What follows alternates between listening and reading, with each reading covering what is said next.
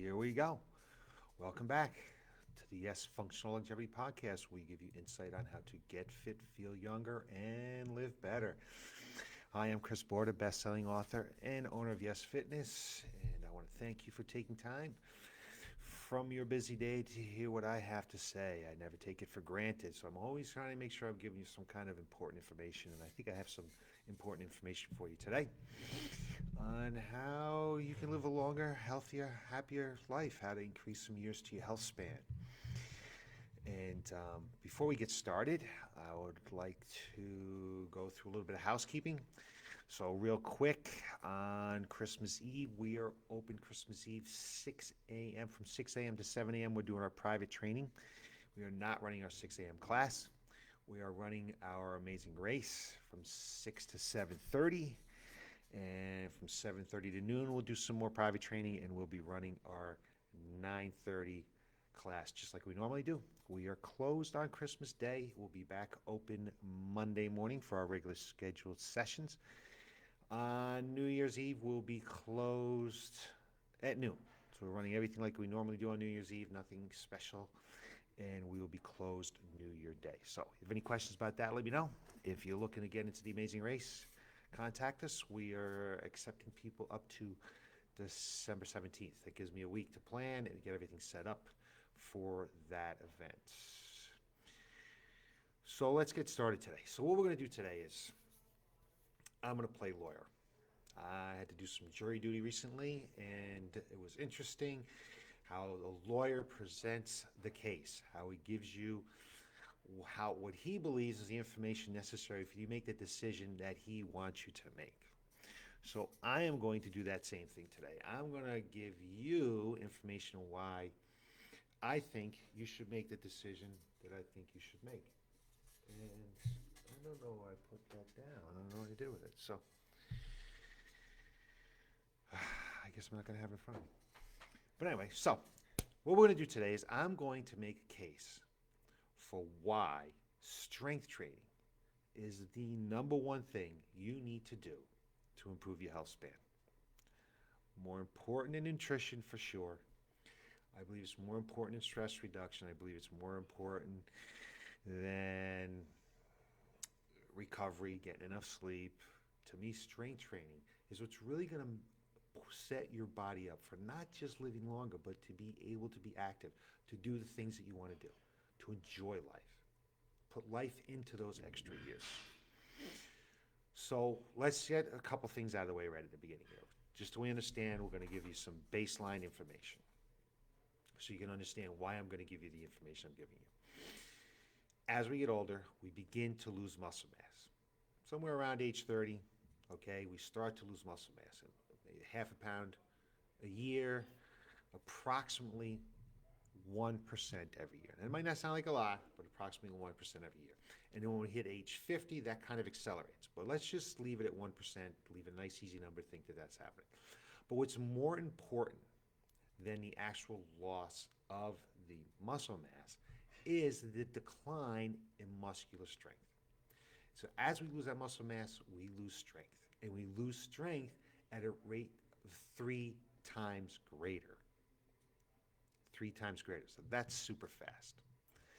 And the consequences of this decline in muscular strength are very significant. They're very significant in how we live our lives. With the lower muscular strength,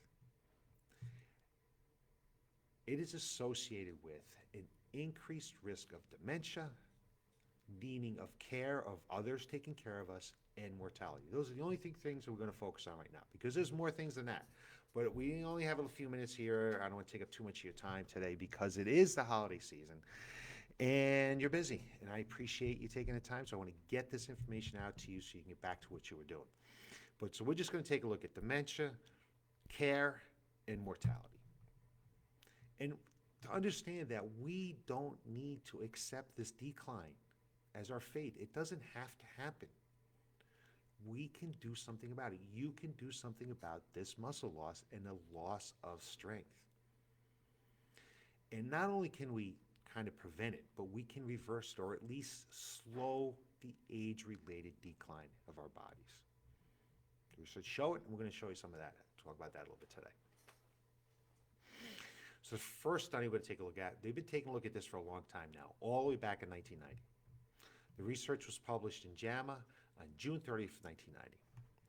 And what the researchers did, they took 9 adults, only 9 adults, but they were ages from 90 to 99 years old. So 9 people from 90 to 99 years old living in a nursing home. And they put together a strength training program specifically to treat the loss of muscle mass and strength and the functional consequences of the disability of losing that muscular strength.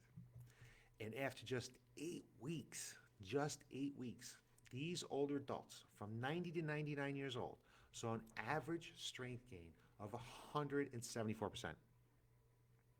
So in just 8 weeks, I'm going to say that again, just 8 weeks, they gained an average of 174% in strength. With 2 individuals out of those 9 no longer needing a cane to walk. So their function just got better, right? And in addition, 1 out of 3 individuals who could not stand up from a chair were able to now stand up from a chair independently. Now I know you say to yourself, wow, what the heck here? I am not 90 to 99 years old. What do I need to worry about that and this and that? You need to start now. You need to start making deposits in your longevity bank, just like you do with money. Make those deposits. So if you're stronger going into your 90s, you're not going to have to worry about it as much. You're going to be functional all the way up into those 90s, right? So just think about that, the results of that study. In just 8 weeks, people in their 90s got results. So we're going to take a look at another study from JAMA, okay, in January of 2012, pardon me. And this dealt with high-intensity progressive resistance training. Now, when you get a little bit older, high intensity can be scary, but you got to think about it being high intensity for your level, okay? Because high intensity is different for everyone. So that's why it's so important to have someone designing your program for you. And it needs to be a progressive resistance training thing. So that means you're just going to go, not just going to go and get on the same machine and do the same weight and do the same thing over and over and over again. It needs to be progressive resistance training. And with that, you could reduce the risk of mortality by 81%. Reduce the risk of mortality by 81%. It's a huge number. And the risk of going into a nursing home by 84%. So this little bit of training, when done correctly, is going to reduce your risk of going into a nursing home by 84%. Now, I don't know anyone who's looking forward to going into a nursing home or wants to go into a nursing home unless they're really in a situation where they physically have to go into a nursing home. Not something I'm going to be looking forward to, I don't think. Currently, the only way to do this, to take this medicine, because this is medicine, exercise is medicine, by lifting weights or pushing against resistance. It's the only way, okay? Now we've got another study that was done in Britain. It was published in the American Journal of Epidemiology. And it showed an association between adults who participated in just 2 days a week of strength training had a 20% reduction in mortality from all causes of death and a 43% reduction in cancer mortality. So this is just 2 days a week. 2 days a week. 2 days a week is going to help you live longer, and it can help you reduce the risk of cancer mortality. I mean, what more can you ask for, right? So but let's double down on this a little bit here with a study published in JAHA, the Journal of American Heart Association. We did it with women and reporting up, and what happened was women reporting up to 145 minutes of strength training. They had a 19 to 27% reduced risk of mortality from any cause. Again, reduced risk of mortality from any cause. We need to do strength training twice a week, okay? So there we have 3 studies that show how impactful resistance training can be to reduce the risk of mortality, along with helping us move better to keep us out of those nursing homes. And if we were at a point where we're in a nursing home, we will be able to move better when we get in there. I mean, I know I'm not looking forward to having to sit in a chair or wheel around all day. I don't think anybody is. But with 2 days of a well-designed, progressive resistance training program, high intensity, again, it's specific to that person, you can reduce the risk of all those things. Resistance training is the only type of exercise that can address the age-associated decline in muscle mass and strength training. There's no other way you can do it. You can't hook yourself up to a machine. You can't take pills. You have to do strength training to reduce the decline of muscle mass and strength. Now, the researchers of Sydney, have shown that we can use this type of exercise to improve cognitive function in adults who have subjective complaints about the memory. So not just, we're going to work toward about the mind now. What's important here is that there's a direct relationship between strength gains and improvement in cognition. The key is the correct programming. To get the full benefits of cognitive improvement, your program needs to have a focus on maximizing strength gains to maximize the benefits. Again, programming is so important. We talked a minute ago about how it needs to be high-intensity progressive resistance training, and you need to know how to program that correctly to get the benefits of cognitive, to improve cognition. We have to make sure that we're focusing on maximum strength gains to maximize your benefit. You're not going to have maximum strength gains. Most people are not going to have maximum strength gains by doing bicep curls with 5-pound dumbbells. It's not going to happen. Probably even if you're in your 90s, 5-pound dumbbells is appropriate. I have a woman here who's in her 90s that train. We don't use 5-pound dumbbells for anything. We use heavier than that. But you need to know what you're doing. You need to have correct programming. They've even taken resistance training to hospitals and used with adults with kidney failure undergoing hemodialysis, where it's shown to reduce inflammation and improve muscular strength and body composition. So researchers around the world have also used strength training to increase bone density, bone density strength in postmenopausal women. It helps with blood sugar levels in adults with type 2 diabetes, as well as to counteract the catabolic side effects of androgen deprivation therapy for men with prostate cancer. I mean, strength training is used for so much stuff, not to mention its benefits for sleep, depression, recovery from a heart attack. Strength training is such a key. Honestly, I believe it is more important than cardiovascular training. You tell me you're going to go out for a walk. A walk is not going to make you stronger. And is it going to strengthen your heart? Yeah, it's going to strengthen your heart if you're getting your heart rate up a little bit, right? But walking uphill is not going to strengthen you. It's not going to make you stronger. It's not going to give you the kind of strength that we're looking for here to be able to improve health span. I'm not telling you not to walk. I'm just telling you, for years and years and years and years, we thought all we need to do is walk, get on a treadmill, get outside and walk, go on the elliptical and stuff like that. That is not the key. If you do strength training correctly, you're going to get out of breath and you're going to improve your aerobic capacity. You're going to improve the strength of your heart. It's more important than cardiovascular training. And one of the keys to all these randomized controlled studies that I just discussed, is that not only were exercises performed at least 2 days a week, they were fully supervised. Again, you're not just doing it on your own. They were supervised. They even used machines and free weights. And they were done at a high intensity, individual to that person, high intensity, which is commonly set at about 80% of an individual's peak strength. So it's about where it's at. So with that in mind, I just want to take a quick look at the American College of Sports Medicine, their guidelines. And they kind of are the ones who set out the guidelines for exercise, how much exercise we should do, how long we should do it for, how hard we should do it, how much recovery we should have, all the guidelines for exercise. And ACSM advises that everyone, including older adults, should do at least 2 days a week progressive resistance training.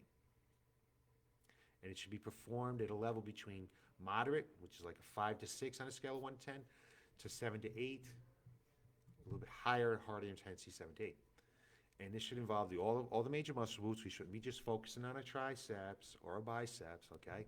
Actually, you want to focus on the major muscle groups. And I think a key here is to understand that when you get to about age 50, you don't need to do strength training more than twice a week. Often I have people come in the door and say to me, okay, I want to, how often are we going to work out? Well, I'd like to come in and lift weights 3 days a week. But you don't need to lift weights 3 days a week. And they kind of surprised when I tell them that. Because the third day, you're not getting as much out of it as you did when we were younger. You need to lift weights twice a week, okay? Once we get a little bit older. And I think one area that ACSM misses on here is that we need to do some kind of power training. The power training, you've talked about it before. It's those muscle fibers, the explosive muscle fibers that we lose as we age, and they're so, so important with fall prevention. So there needs to be a focus on that, not just resistance training, but some power training. So if you're looking to maximize the benefits from your time in the gym, if you're looking to make a positive change in your lifestyle,